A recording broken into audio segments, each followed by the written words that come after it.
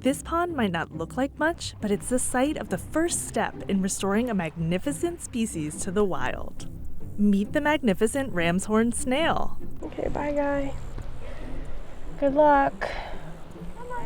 Buena suerte in case you don't speak English. But to understand why this is such an exciting moment, we need to travel back to where these snails came from because they've been on quite a journey.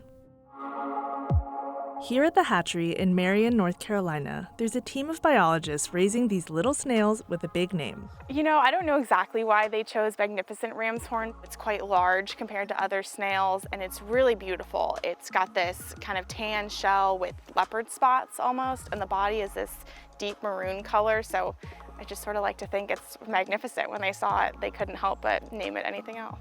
Also, they can crawl upside down on the surface of water. And look at those cute little eye stalks. They're so cute. The magnificent ram's horn is endemic to North Carolina, meaning it's only known to live in one very specific area along the coast. But the thing is, it hasn't been seen in the wild in almost 20 years. These snails actually don't live in the wild anymore. They're what we would call extirpated. They're not extinct because we keep them in captivity. We have 3 captive populations in the state of North Carolina in 3 separate areas to sort of safe keep from anything happening and wiping them all out. And keeping them alive in aquariums is no easy task. In 1992, biologist Andy Wood rescued some of the last of these snails found in the wild, right before Hurricane Fran, and quickly discovered how sensitive they are to water quality. I knew, all right, this is the last place that it might exist. Let's bring it into captivity. So I brought it into the aquarium where I worked at the time and had it set up in aquaculture tanks in the building. But the salt atmosphere of the building contaminated the water. The snails withdrew into their shells. I knew something was wrong. So I immediately pulled them out, took them home, usurped our young son's little wading pool, and that began the Magnificent Ram's Horn Recovery Project.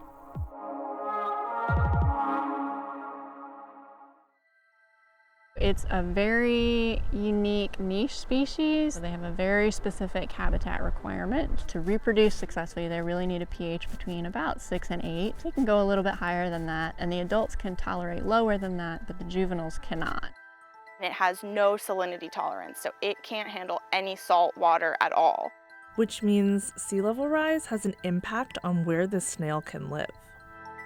They are endemic to the lower Cape Fear River Basin. They've only been found in 4 mill ponds that we know of. A couple centuries ago, people were heavily interested in collecting shells of snails and mussels in the 18th, 19th century. It was a really popular hobby. And a lot of our museum collections come from that time period. Because there's not a record of these animals in any other places in all of those collections, we're fairly confident that they weren't in other places because they're so large and distinctive that they would have been picked up by those people for sure. And so that makes them a really unique little Carolina treasure, so to speak. Poor water quality caused by nearby development, pollution, and encroaching sea level rise has made some of the places they used to call home uninhabitable. But alongside Andy's efforts, state and federal biologists have stewarded captive populations of the magnificent ram's horn, waiting for the day when they'll be able to return to the wild. And that day is finally here. But first, all of the snails being added to the pond are getting little numbered tags. We have these really tiny tags. They are actually honeybee tags that people use to tag their queen bees. And the goal is to just know which snails are our contribution to the wild and which are natural reproduction. They are super kind of gooey. They create like a lot of slime. Amelia and the team are prepping 800 snails to introduce to the wild.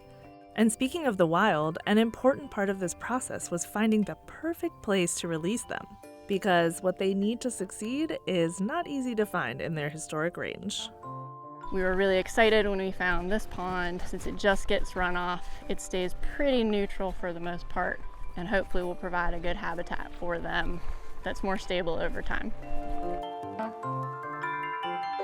For years, the team has been monitoring water quality, adding plants, and adjusting the pH of this pond to make it an ideal magnificent ram's horn habitat. They've even added fenced areas to help the plants thrive and give the snails a head start before predators can get to them. And there's a big reason that releasing the snails in this pond is a possibility. The U.S. Fish and Wildlife Service and North Carolina Wildlife Resources Commission are coming together under a safe harbor agreement to potentially return 21 endangered or potentially endangered aquatic species to the wild, including the magnificent ramshorn snail. This is a really new approach to conservation. The really neat thing about the agreement is that we can work with private and non-federal landowners. They can enroll with us, and then if they have habitat that is suitable for the species, they can become part of this conservation story with us. It's the piece that we've been missing, the piece that we can work with the private citizens of North Carolina to help us to recover species when they're already doing really good work. And since the magnificent ramshorn snail requires a very specific habitat, being able to work with landowners that have that habitat on their property is a big win for this species. After being chauffeured across the state in specially designated coolers, the snails are eased into their new home. We're going to take the coolers down to the edge of the pond, and we're going to start slowly adding a little bit of pond water into the coolers at a time to introduce the snails to the new water. If we just threw the snails in there, it might shock them so much that it would kill them. So we just give them a little bit of time to adjust and get used to a new quality of the world around them. This is wickedly exciting. I've only been here for 6 months, but I've been at this pond once a week for the last 6 months, sometimes more than once a week. So it feels good to finally have snails in the snail pond. I get emotional thinking about it a little bit. It's just really exciting. They've been in captivity for so long, and for them to finally be free, albeit in a pond, but for them to have more space and more nutrients, fresh air, fresh water, it feels like where they're supposed to be, and so it feels really good to be a part of getting them back where they're supposed to be. This is the first reintroduction effort that we've done for this species, so we don't know for certain how they will do. I think they just need a chance. They need a window, and they haven't really had the opportunity, and so I think we gave them an open window. I think they'll take full advantage of it.